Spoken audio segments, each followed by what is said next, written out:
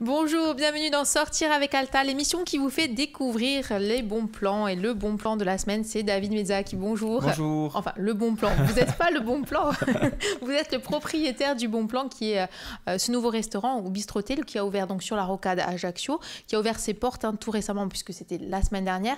Un nouveau concept avant la réouverture de l'Altroverse qui réouvrira normalement en juillet. Oui. Alors, le bistrotel, donc c'est un esprit bistrot pour l'instant qui est ouvert le matin, donc à midi et le soir. Avec une carte vraiment bistrot avec des prix adaptés, on dira, au service de midi pour les gens qui travaillent. Ouais, voilà. C'est ça. On a une formule le midi qui est à 18,50 € où on propose soit l'entrée, soit le plat, soit le plat et le dessert. Par exemple, œuf mimosa revisité, gnocchi aux légumes avec des petites lamelles de prisoute et en dessert, un flan ou un tiramisu à la pistache. Voilà. Alors avec une carte aussi. En appui qui est restreinte, c'est-à-dire à l'ardoise, avec des plats qui changent finalement toutes les semaines un petit peu. Oui, selon l'humeur, selon les produits, selon nos fournisseurs, ce qu'ils nous proposent, selon les produits que l'on aura aussi du jardin. On a toujours cette idée de proximité, de travailler avec les gens de notre région et ça ne changera pas, même si c'est une formule de bistrot. On aura toujours cette idée de travailler avec nos amis producteurs. Et donc, selon l'approvisionnement, on changera l'ardoise. C'est tellement facile, on efface et on recommence. C'est vrai. Ouais. Alors, le bistrot, justement, qu'est-ce qui vous a motivé dans le choix de faire un pendant à l'Altroverse, parce que c'est un pendant de l'Altroverse avec une cuisine, on dira, plus familiale, une cuisine, justement, quotidienne. Oui, en fait, on avait envie au départ de faire un restaurant italien avec mes frères. Et puis, il m'est venu l'idée de basculer sur une idée de bistrot parce qu'on avait imaginé je dirais la décoration du restaurant plutôt du côté bistrot que du côté italien. Et puis, c'est tombé comme une évidence. Alors, on a été aidé pour la déco du resto par Émilie Lanfranc qui nous a dessiné tout ça. Et donc, on s'est dit, on fait une cuisine de bistrot. On a mis du temps à trouver le nom et puis ça s'est venu au bistrotel pour faire une cuisine un peu sympa, un peu la cuisine parisienne, vous savez, que l'on mange dans ces brasseries, que l'on mange assez rapidement, des choses faciles à manger que l'on connaît et que l'on revisite un petit peu. Alors justement, il y a quand même la touche corse dans cette cuisine de bistrot parisien. Pour revenir sur les grands fondements de ce type de cuisine, c'est une cuisine copieuse, savoureuse, c'est ça, simple. Simple, une cuisine qu'on peut faire à la maison quand on cuisine un petit peu. Je voulais faire des plats que l'on connaît, déjà parce qu'on a envie souvent de les manger à la maison, mais on ne le fait pas parce que ça prend un peu de temps. Et montrer aussi que l'Altroverse, ce n'est pas que des plats très élaborés, c'est aussi le côté bistrot que l'on peut proposer à notre clientèle. Et on avait envie de développer ce concept parce que ça nous correspond, ça fait partie aussi de nous. Oui, il y a cette idée aussi de générosité, justement aussi de partage et de prix accessibles à tous. Ah oui, là on est sur des prix, si on prend un plat dessert, on ne dépasse pas les 40 €. Le midi c'est à 18,50 € la formule. Je crois que le plat le plus cher c'est du poisson, il doit être dans les 20 et quelques euros. Et c'est des poissons frais, poissons de la Belle Rouge ou du loup d'ici, du loup bio, voilà. On propose vraiment des mets de haute qualité, quand même. Alors, on ne brade pas aussi la qualité, puisque même si les prix sont réduits, vous continuez évidemment à garder cet esprit de faire travailler les producteurs locaux, d'aller sélectionner le produit. On est dans le fait maison, puisqu'il y a ce fameux label qui n'existe pas encore, qui existera peut-être, on ne sait pas où ça en est en tout cas. Mais il y a toujours cette volonté en tout cas de faire maison avec des produits locaux, de qualité et de saison aussi. Au maximum que l'on pourra, on fera travailler les producteurs locaux et ça ne changera pas. C'est comme ça à l'Altroverse, ça sera comme ça au bistrot. Après, à l'impossible du tenu, s'il n'y a pas, on est bien obligé de se approvisionner ailleurs. Mais sinon, il y aura toujours du veau bio, il y aura toujours les légumes de Sébastien Bonnard, il y aura toujours du miel de Père. Et d'ailleurs, il y aura toujours des produits parce que je considère qu'il faut consommer local. Finalement, c'est un pied de nez aussi à tous ceux qui disent que pour une certaine somme, on est obligé de passer par du surgelé, passer par de la conserve. On peut cuisiner frais et finalement, au rendu, avoir des tarifs qui sont abordables, en tout cas quand on mange à midi en extérieur. Il faut cuisiner tout simplement. Oui, voilà. C'est vrai. C'est vrai, ça prend du temps parce qu'il faut déjà composer la carte, il faut déjà élaborer les produits qu'on va utiliser, il faut les grammer, c'est une réflexion assez longue, Mais la facilité, c'est d'acheter, c'est vrai, et de revendre.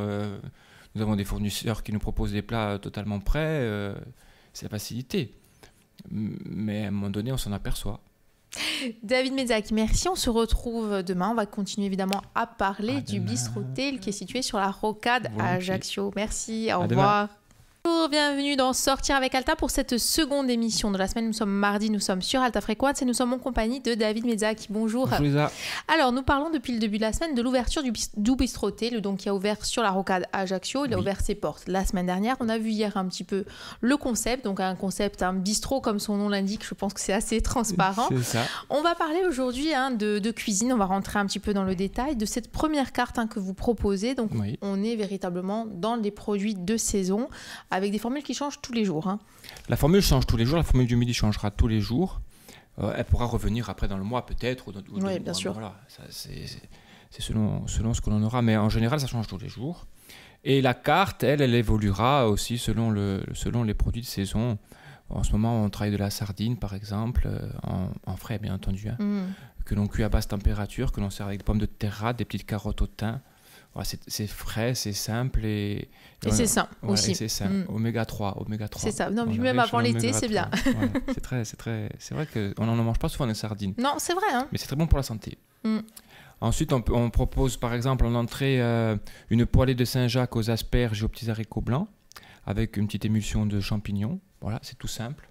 Ça aussi, voilà, c'est simple, c'est sain, c'est tout à fait simple, frais. Mais, voilà, comme on le disait hier, il n'y a pas besoin de mettre des produits extravagants. Avec des produits simples, on arrive à faire de la cuisine. Bon, après, il y a évidemment la touche aussi oui, personnelle. Après, il y a le savoir-faire, bien entendu, et grâce à Dieu. C'est pas d'aujourd'hui qu'on cuisine, donc heureusement qu'on arrive à...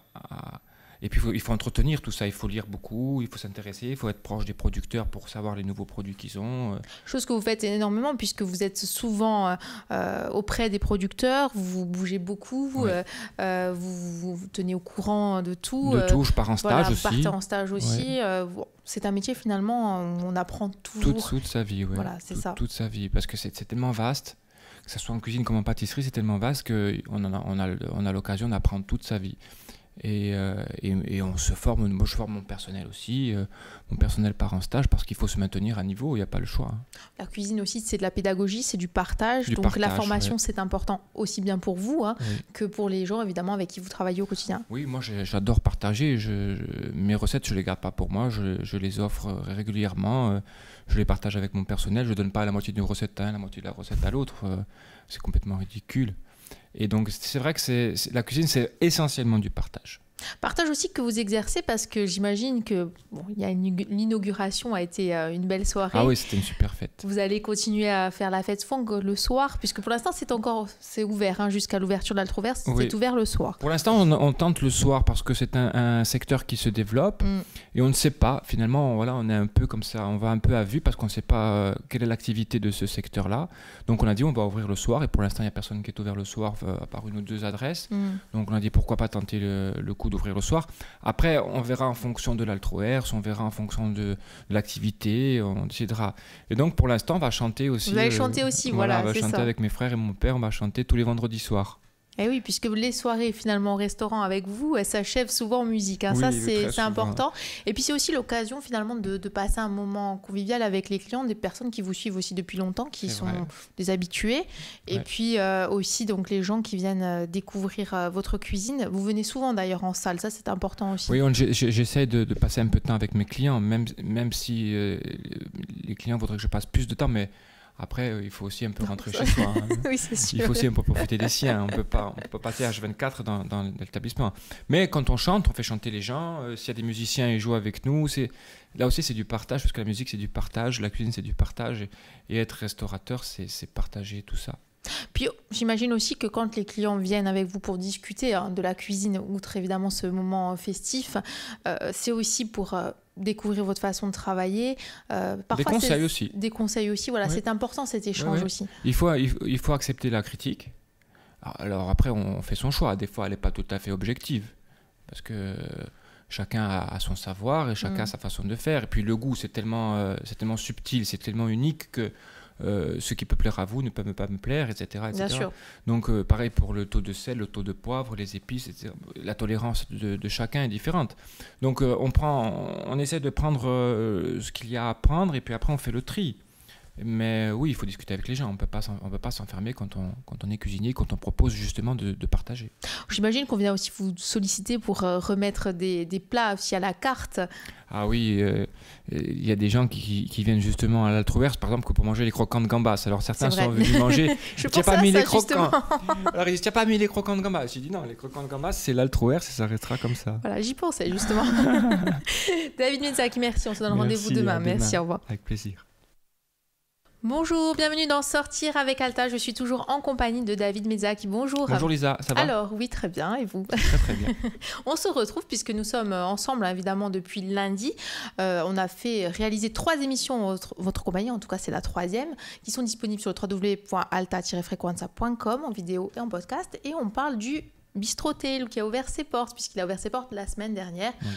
Pour l'instant, il est ouvert à midi et le soir, donc oui. Évidemment sur la rocade à Ajaccio. On peut aussi signifier qu'il est facile de se garer. Ah oui, ça c'est important à Ajaccio. C'est très important sur Ajaccio. Ouais. Et on est fermé le dimanche. Oui, voilà. Ça aussi. Bon. On est fermé le dimanche et on va ouvrir les autres jours de la semaine. Et on peut facilement se garer, vous avez raison. Eh oui, ça c'est important, c'est très important. David, on parlait hier justement des plats et des personnes qui vous sollicitent pour des plats qu'elles ont aimés, qu'elles aimeraient revoir à la carte, etc. J'ai une petite interrogation. Vous faites la pâtisserie, vous êtes connu pour la pâtisserie que vous réalisez. J'imagine qu'au Bistro Tail, vous allez aussi peut-être offrir de temps en temps comme ça des pâtisseries travaillées. Alors c'est le dilemme parce que voilà. Il faut pas trop en faire parce qu'à un moment donné, je voudrais pas que les gens comparent. Bon, la comparaison, je pense qu'elle sera faite de toute façon. Mais si on commence à mélanger les genres, je pense qu'on s'y retrouvera plus. Alors on reste sur des desserts qui sont travaillés. Mais plus traditionnel peut-être, voilà, c'est ça. Exactement. Un bon baba, un bon éclair, un Paris-Brest, un bon fraisier, une tarte. Aujourd'hui, c'était tarte aux fraises, par exemple. Voilà. Mais on les travaille toujours un peu différemment, bien entendu. On ne se refait pas. Bien sûr, voilà, c'est pour ça. Mais on n'y met pas autant de décoration, de subtilité. On reste quand même sur quelque chose de connu, traditionnel, tout en apportant notre touche, notre savoir-faire.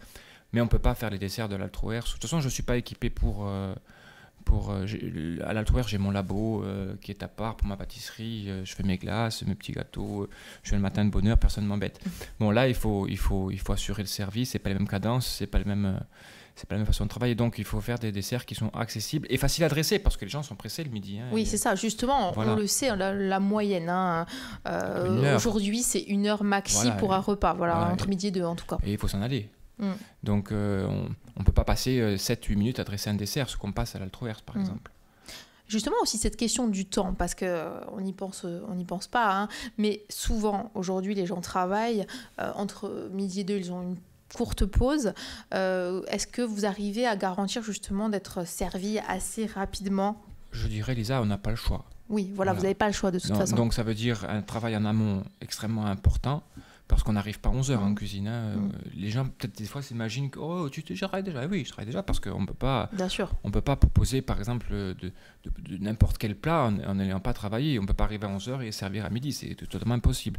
Donc, ça demande une élaboration très importante, une mise en place et une organisation très importante pour pouvoir, après, assurer le service et servir tout le monde dans les bonnes conditions. Alors, ça dépend comment ça arrive aussi, parce que des fois, tout le monde arrive en même temps. Oui, j'imagine qu'il y a une heure charnière. Et il faut faire face.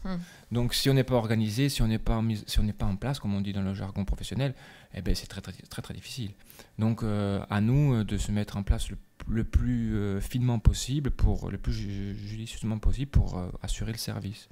D'où le choix, évidemment, d'une carte plus restreinte. Plus restreinte, oui. Déjà pour assurer la fraîcheur, pour assurer la rotation, et en même temps pour assurer le service. Combien vous pouvez accueillir de personnes dans ce restaurant ? Je pense qu'on peut, entre l'intérieur et l'extérieur, on peut arriver à 100.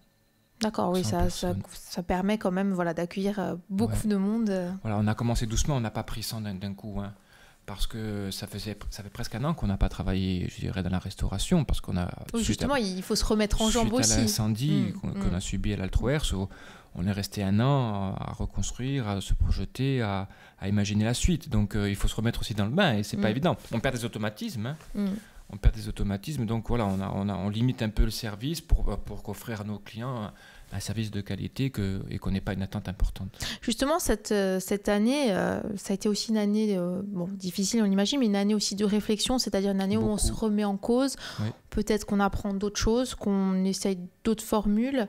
C'est ce que vous avez fait comme cheminement finalement durant cette année? Oui, on a tous, déjà d'abord on a encaissé le choc, on s'est reposé. Et on a continué après à se mettre en travail pour préparer la suite, parce que c'est assez lourd de préparer la suite, surtout pour l'Altrouers. Et puis un jour, on a eu l'occasion, l'opportunité de cette proposition de faire ce bistrot là-haut à la Rocade. Et comme il y a notre petit frère qui est avec nous, on a dit, c'est l'occasion de lancer notre petit frère et d'être là autour de lui. C'est pour ça qu'on s'est lancé dans cette nouvelle aventure. Mais au début, on s'est posé, on a réfléchi, on a posé les choses avec nos banquiers aussi d'ailleurs. On imagine. David, merci beaucoup. On se retrouve jeudi pour parler de la réouverture de l'Altrouers. À jeudi, merci. Bonjour, bienvenue dans Sortir avec Alta. Nous sommes vendredi et nous sommes en compagnie de David Mézac. Bonjour. Bonjour Lisa. Alors nous finissons cette semaine en votre compagnie. On a parlé de l'ouverture du Bistroté, qui a ouvert ses portes la semaine dernière, donc qui a ouvert le midi et le soir du côté de la Rocade à Ajaccio. Donc on en a parlé depuis le début de la semaine. Tous les éléments d'ailleurs pour nos auditeurs sont disponibles sur le www.alta-frequenza.com en vidéo et en podcast. Et aujourd'hui on va parler de la réouverture de l'Altrouers, réouverture qui surviendra certainement au mois de juillet. Oui, je pense fin juin, les premières semaines de juillet. On est reparti totalement à zéro, comme vous le savez. Donc il y a mon père qui s'active à la reconstruction de l'Altrouers, et je pense que ça sera prêt pour fin juin, début juillet. Est-ce qu'il y aura des changements? Est-ce que vous avez justement voulu aussi peut-être, suite à cette expérience traumatisante, repartir sur de nouvelles bases? Alors les changements, ils seront surtout au niveau du concept du restaurant.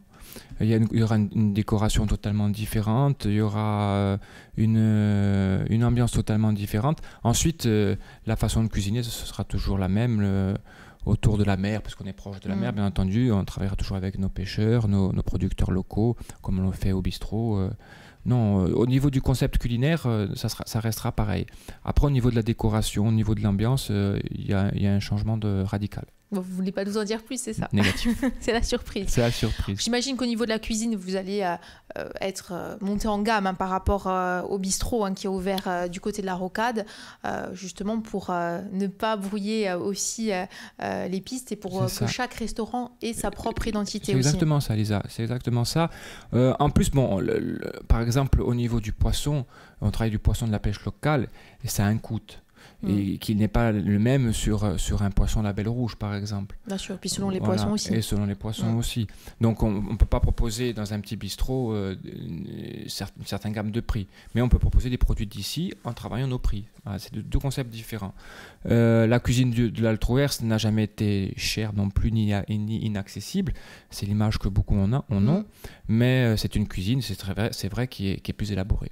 Oui, puis vous aviez aussi, en tout cas avant évidemment sa fermeture, proposé des cartes avec vraiment des tarifs abordables. Il y en avait un petit peu, on peut dire, pour tous les goûts. Oui, plus cher, moins bien cher. Sûr. Si on part par le bas, parce que je commence toujours par le bas, si on part des desserts, c'était 7-8 € un dessert. Et c'est dans tout Ajaccio, on vend 7-8 € un dessert. Normal. Un poisson, c'était dans les 25-27 €. Et de partout à Ajaccio, c'est 25-27 €. En frais, je parle. Après, si vous trouvez du filet de Saint-Pierre à 12 € posez-vous la question. Voilà, c'est parce que ça coûte pas 12 €, c'est pas possible. C'est un filet de Saint-Pierre, ça coûte 25-30 € là à l'achat, au kilo. Donc après, voilà, il y a des prix qu'on ne peut pas faire autrement.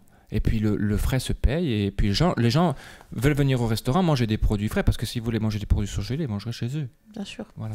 Donc c'est à nous de proposer des bons produits de qualité, bien travaillés et originaux. Voilà. Et puis de rompre aussi parfois avec cette idée que la gastronomie, finalement, il n'y a rien à manger dans l'assiette, parce que ça c'est aussi l'autre cliché et l'autre écueil. C'est vrai, on en a souffert beaucoup. On a souffert du prix et soi-disant qu'on ne mangeait pas assez. Bon, c'est pas de la prétention ce que je veux dire, mais on a eu du succès. Et je pense pas que si on donnait pas à manger aux gens et si on les bastonnait, ils seraient revenus aussi nombreux. C'est vrai aussi. Voilà. Donc, mais bon, on connaît la rumeur, on laisse faire, on laisse dire, et puis nous on suit notre chemin. Bon, après c'est un petit peu l'image aussi dont souffrent tous les restaurants gastronomiques. Hein. Ouais, moi j'aime pas trop ce terme gastronomique parce que ça veut tout dire et rien dire. C'est ça. Et on y cache plein de choses. On est comme si on balayait tout ça là, autour de ça. Nous, gastronomique, c'est prétentieux, je trouve. Alors nous, on fait de la cuisine, comme on sait la faire, sans prétention. On n'est pas étoilé, on cherche pas à avoir des étoiles. Et justement, on cherche à ce que notre cuisine soit accessible à tous. Voilà, parce qu'on cuisine pour tous, on ne cuisine pas que pour l'élite. Bien sûr. Voilà. Vous définiriez comment finalement? Parce que se définir comme restaurant gastronomique, on l'a vu, ça peut être réducteur. Ouais. Moi, je suis un artisan. Voilà, tout simplement. Avec mes frères, nous sommes des artisans de la restauration.